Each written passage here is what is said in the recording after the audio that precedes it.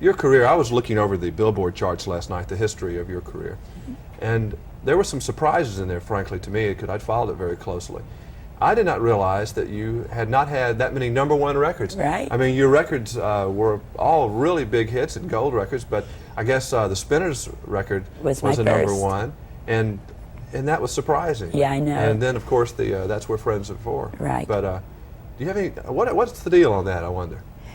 Well, I don't know. I really don't know what designates a #1 record.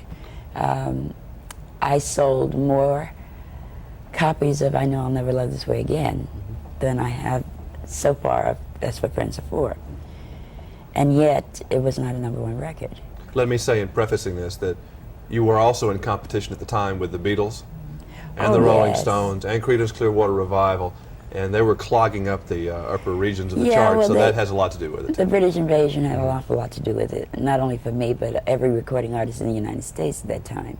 We were all fortunate enough to be able to get into the top 10, which I was consistently doing, which I guess in its own way is as good as being #1.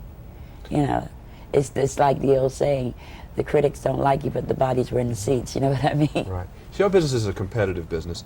Did you ever feel that you had any competition? Was there another lady singer that you felt like you were maybe singing against or trying to outdo sometimes? Maybe in a fun way, Not really. I never really felt that I had direct competition because of the songwriters that I was singing. Bacharach, David, and Warwick were an entity that carved out a new niche in the world of music all to their own. So my competition, if we have to call it competition, was practically nil, because nobody was singing the songs or the kinds of songs that I was singing. God gave you a beautiful voice, but he also gave you Burt Bacharach. And Hal David. And Hal David. Yes. So I know you had to face the East occasionally and just thank for those two people. Well, Burt can't sing, though. That's one of his problems. I don't think he can sing. I saw a documentary once where he was apparently introducing a song to you for a recording session. Right. And it was I Say a Little Prayer. Right. He murdered it. And then you made it beautiful, but he couldn't get those high notes that you could get, but he wrote them in his songs. He's not a singer, quote, singer. He's a musician, an absolutely fabulous musician, and he has a sound, but I don't think that he would ever make his fortune in recording. I'm sure that he was, because I Say a Little Prayer has a couple of pretty strong notes. Oh, yes, they do. Explain a recording session, how the process goes with him. Is it pretty much like with any other writer?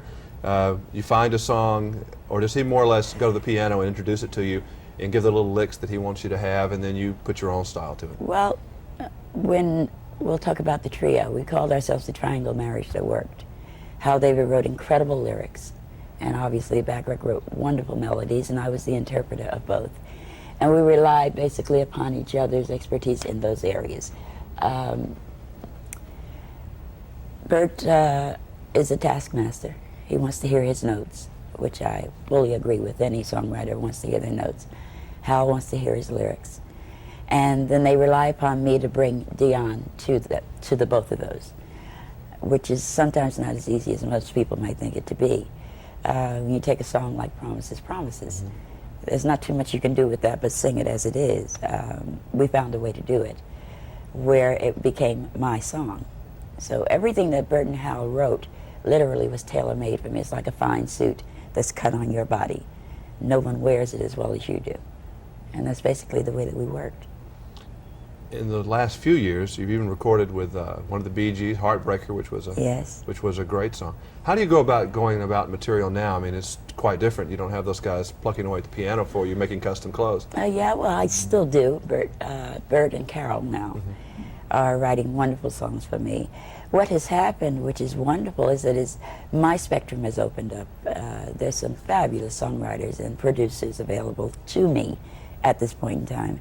So I'm getting songs constantly from David Foster, from Stevie Wonder, from Kashif, from Luther Vandross, from really prime songwriter producers, as well as Burt and Carol. So the flow has not stopped, and I'm very grateful for that. Are you still having as good a time as you did when your first record was out?